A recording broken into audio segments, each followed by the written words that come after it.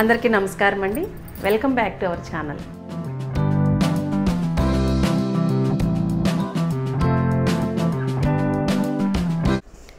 ఈ ఉగాది పండగకి నోరూరించే మామిడికాయ పులిహోరని సింపుల్గా, ఈజీగా, అలాగే టేస్టీగా ఫస్ట్ టైం చేసేవాళ్ళు కూడా 2-3 స్టెప్పుల్లోనే ఈజీగా చేసేసుకునే విధంగా ఈరోజు మనం ఈ మామిడికాయ పులిహోర తయారు చేసుకుందామండి.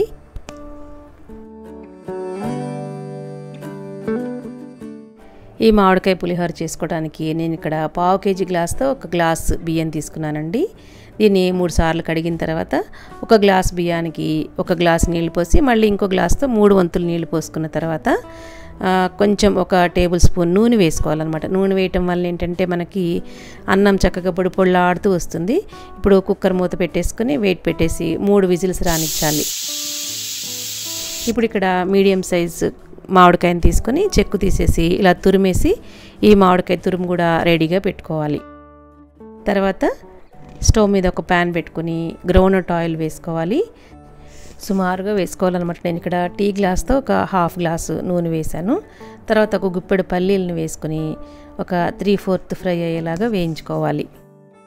కొంచెం సేపు ఇలా ఫ్రై అయిన తర్వాత దీనిలోనే మళ్ళీ కొంచెం 1 గుప్పెడు జీడిపప్పులను కూడా వేసి ఈ 2 కూడా ఫ్రై చేసుకున్న తర్వాత ఇవి తీసి పక్కన పెట్టుకోవాలండి.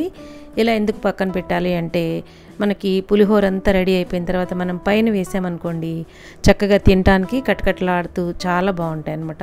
ఇప్పుడు మళ్ళీ అదే నూనెలో 2 టేబుల్ స్పూన్స్ శనగపప్పు, 2 టేబుల్ స్పూన్స్ మినపప్పు, 1 టేబుల్ స్పూన్ ఆవాలు, 1/2 టేబుల్ స్పూన్ జీలకర్ర వేసి ఒక 7-8 ఎండుమిర్చిని చిన్న చిన్న ముక్కలుగా కట్ చేసుకొని వేసుకోవాలి.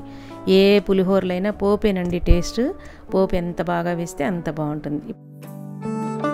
ఇప్పుడు దీనిలోనే మనం ఇంగువ వేసుకోవాలండి. ఇంగువ ఇష్టపడే వాళ్ళు కొంచెం ఎక్కువే వేసుకోండి. ఇష్టం లేని వాళ్ళు కూడా ఇంగువ వేస్తేనే పులిహోరలకి టేస్ట్ అండి. కొంచెమైనా సరే వేసుకోండి. తర్వాత ఒక 6-7 పచ్చిమిర్చిని ఇలా సన్నగా పొడవుగా కట్ చేసి ఇవి కూడా వేసుకొని కొంచెం సేపు అలా ఫ్రై చేసుకున్న తర్వాత దీనిలో కొంచెం 1 గుప్పెడు కరివేపాకును కూడా వేసుకొని మళ్ళీ 1 నిమిషం ఫ్రై చేసుకోండి.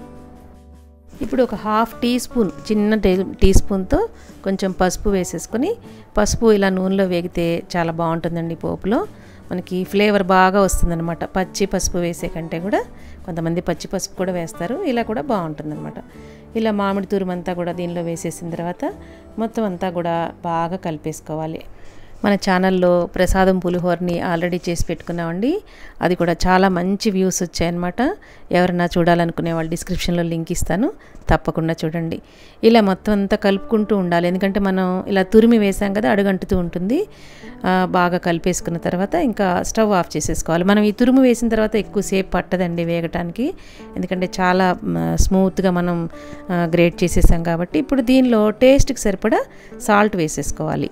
స్టవ్ ఆఫ్ చేసేసుకున్న తర్వాత సాల్ట్ వేసేసుకుని మొత్తం అంతా కూడా ఒకసారి బాగా కలిపేసుకుని ఇంకా మనం అన్నంలో కలిపేసుకోవటమే అనమాట. ఎన్నో రకాల పులిహోరలు చేస్తూ ఉంటామండి. ఇప్పుడు మనకి ఉగాది ఈ మామిడికాయల సీజన్లో వస్తుంది కాబట్టి జనరల్గా ఎవరైనా సరే మామిడికాయ పులిహోరనే చేస్తారు. అందుకని ఎవరికైనా ఉపయోగపడుతుందని చెప్పేసి ఈ వీడియో చేస్తున్నాను అనమాట.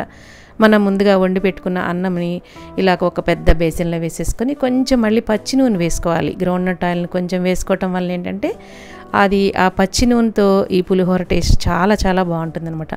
ముందు మనం 1 స్పూన్ వేసాము అన్నం వండేటప్పుడు, తర్వాత లాస్ట్కి కూడా కొంచెం పచ్చి నూనె వేస్తే పులిహోరకి చాలా మంచి టేస్ట్ వస్తుందండి. ఇప్పుడు మనం ముందుగా ఈ ఫ్రై చేసి పెట్టేసుకున్నాం కదా, ఈ మామిడికాయ పేస్ట్ అంతా వేసేసుకొని ఇదంతా కూడా అన్నంలో కలిపేసుకొని మెల్లగా మొత్తం అంతా కూడా కలిపేసుకోవాలి. బాగా పిసికేసినట్టు కలిపామనుకోండి అన్నం మెతుకు అంతా కూడా తునిగిపోతుంది. అందుకని అలా మెల్లగా పైన లైట్గా కలుపుకోవాలి.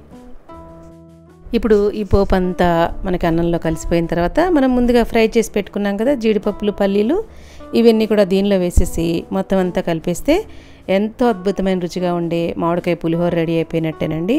చూసారా ఎంత సింపుల్గా చేసేసుకున్నామో మామిడికాయ పులిహోర. ఈ ఉగాది పండగకి మీరందరూ కూడా ఈ మామిడికాయ పులిహోరను చేసుకుని ఎంజాయ్ చేయండి. ఇదండి ఈరోజు వీడియో. మీ అందరికీ నచ్చిందని అనుకుంటాను.